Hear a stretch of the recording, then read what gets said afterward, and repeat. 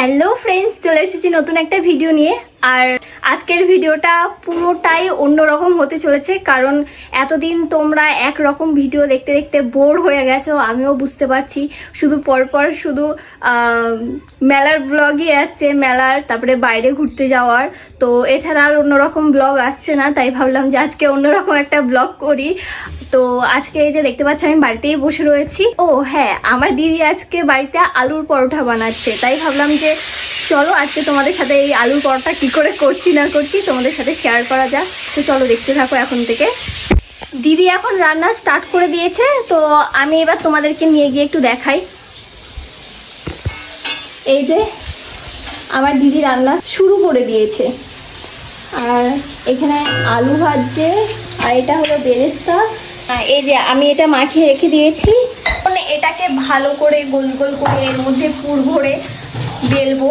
তো চলো দেখতে থাকো। ও হ্যাঁ, সরি, আর একটা জিনিস দেখাতে ভুলে গিয়েছিলাম। আমাদের মানে মোটামুটি সব রেডি করাই আছে। এই যে এখানে দিদি আলুটাও ম্যাশ করে রেখেছে, আর এই যে আটা। তো চলো স্টার্ট করে দিই কাজ এখন।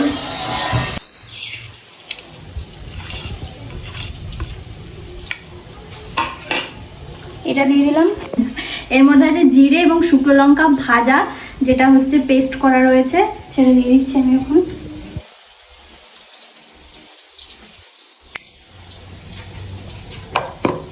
এটাকে আমি ভালো করে মেখে নেব। তোমরা চাইলে এর ভেতরে একটু ধনে পাতা দিয়ে দিতে পারো, কারণ ধনে পাতাটা দিলে আর একটু ফ্লেভারটা ভালো আসবে। আর এত সুন্দর স্মেল বেরিয়েছে না, কি বলবো, খুব সুন্দর স্মেল বেরিয়েছে একটা। আর এদিকে আলুটা এখনো হচ্ছে আর কি, লো ফ্লেমে করে দেওয়া হয়েছে। ওইদিকে আলুটা ভাজা হোক, আর এদিকে দিদি এটা মাখানো হয়ে গেলেই আমি পুর দেওয়া শুরু করে দেবো। তো চলো দিদি এটা মাখিয়ে নিক, তারপর আবার দেখা হচ্ছে। আমি এখন আটাটা নিয়ে নিয়েছি, আর এই যে পুর,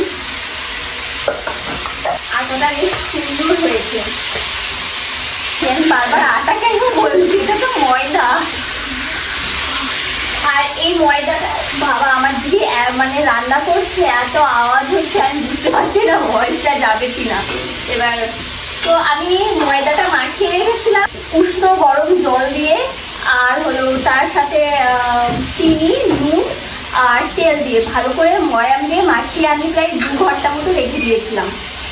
এইরকম ব্লগ হয়তো তোমরা আমার চ্যানেলে ফার্স্ট টাইম দেখছো, কারণ আমি মানে ব্লগে কাজ বাজ অনেকটা কমই করেছি। মানে রান্না করেছি, হয়তো রান্না 1-2 বার করেছি, কিন্তু এরকম টাইপের করিনি আর কি।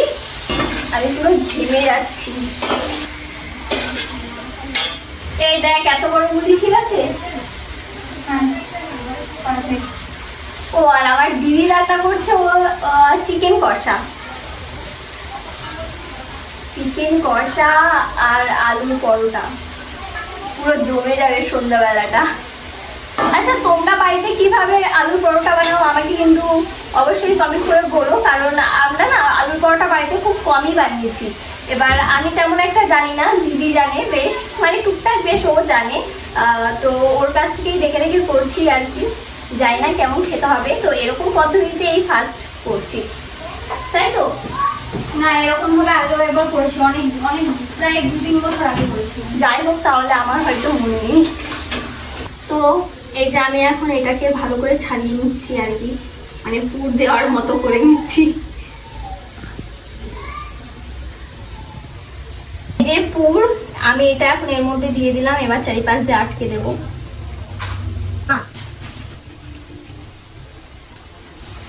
হয়ে গেছে আমার এই, এখনো আসল কাজটাই তো বাকি না, বেলাটাই তো সব থেকে বেশি কঠিন।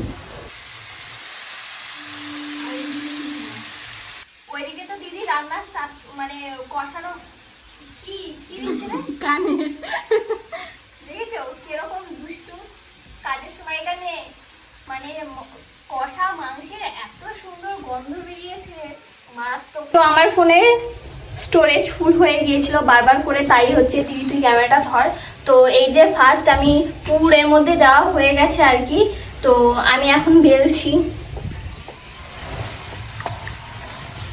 পুর বেরিয়ে যাবে না দিদি, তেমন একটা বেলতে পারে না, আর আমি ভালো বেলতে পারি, যার কারণে বেলার দায়িত্বটা প্রতিবার আমার ঘাড়েই পড়ে। সারা জীবন তোকে বেলতেই হবে। ঠিক বলেছিস সেটা। আর নিচে বসে ঠিকঠাক করে বেলাও যাচ্ছে না আর কি, মানে কেমন যেন একটা হচ্ছে, অর্ডার ফিল হচ্ছে। বাইরে হচ্ছে প্রচুর বৃষ্টি, আজকে সারা দিন বৃষ্টি হয়েছে, তো এই যে এখানে হচ্ছে আর কি।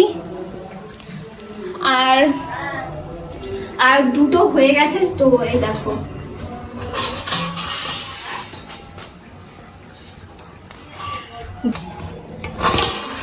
কি লোভনীয় দেখতে হয়েছে, পুরো লাল লাল চিকেন কষা। রান্নার জায়গার অবস্থা আমরা একদম খারাপ করে ফেলেছি।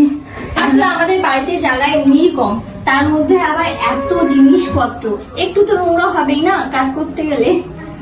সব এগুলো আবার রান্নার পরে পরিষ্কার করতে হবে, ডবল খাটনি। আর খেতে গেলে একটু কষ্ট করতে হবে, তাই না? তো চলো আবার পরে দেখা হচ্ছে। আর খুবই গরম লাগছে, যেহেতু উপরে পাখা নেই রান্নাঘরে, আর পাখা যদি চালাও তাহলে গ্যাস বন্ধ হয়ে যাবে, এটাই হলো মেন সমস্যা, যার কারণে পাখা চালাচ্ছি না। তো আবার তোমাদের সাথে পরে দেখা করছি। এতক্ষণ মানে আমরা রান্না করতে করতে দুজনে পুরো ঘেমে নিয়ে পুরো স্নান হয়ে গেছি, কোনো অবস্থা আমি খারাপ। বলছি এতক্ষণ ধরে ক্যামেরাটা অন করেই রেখেছে, আর ঠিক করছে, দেখ হয়েছে হয়েছে। মানে আমি তো ধরি না ক্যামেরা, না ও ক্যামেরাতে এই প্রথম আমি প্রায় ধরি। 41 মিনিট ধরে ক্যামেরা অন। তা কি হয়েছে, তুই নাই ভালো পাই, আমার শিখতে হবে, আমি শিখে যাবো। আমি কোনোদিনও ব্লগিং করেছিলাম। এই এবার থেকে করবি, আমার পাতায় করে করবে। যা যা দেখ ওটা পুরো ভাবছি আমার দিদিকেও একটা ব্লগ চ্যানেল খুলে দেবো। হ্যাঁ, তো তোমরা যদি সাই দাও তাহলে, বুঝেছো তো? পরোটা কদ্দূর?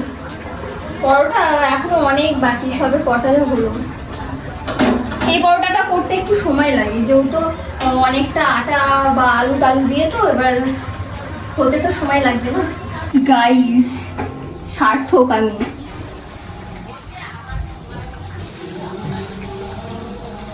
চার পাঁচবার হাতে পোড়া খেয়েছি, মানে ছ্যাঁকা খেয়েছি। ছ্যাঁকা খাওয়ার পর এই যে এতক্ষণ ধরে করার পর এইটা ভালো করে ফুললো, আমি সার্থক। তো গাইস এত খাটাখাটনির পর এখন আমি খেতে বসেছি, আর এত গরম লাগছে, তাও দেখো এখানে এসে আমি পাখাটা অফ করে দিয়েছি, শুধুমাত্র একটাই কারণ, ঠিকঠাক করে ভয়েস যাবে না। আর এই যে আমি দেখো কি বাজেভাবে খাচ্ছি, মানে আমার অর্ধেক খাওয়া হয়ে গেছে।